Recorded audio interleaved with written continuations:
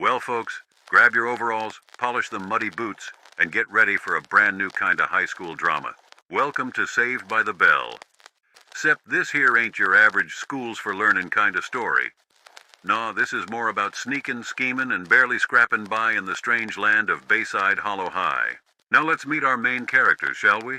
First up, we got Zach Morris, our golden-haired rascal, the self-proclaimed mastermind, who's got a brain big as a squirrel, but a face purty as a peach pie in June.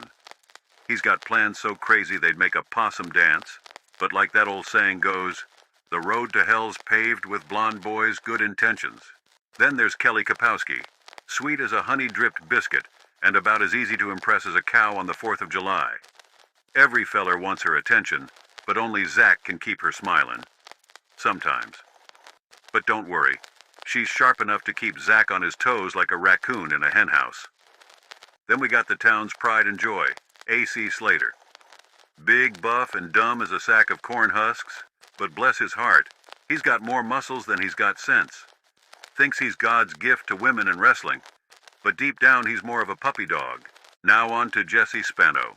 Smart as a whip, angrier than a bullfrog in a pickle jar, and she's got herself a passion for protesting everything in sight.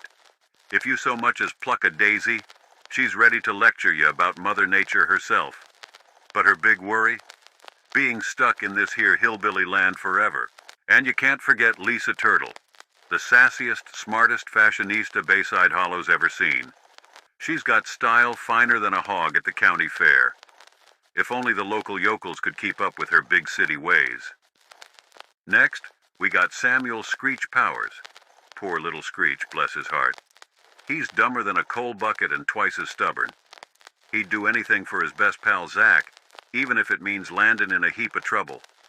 And lastly, we got Principal Richard Belding.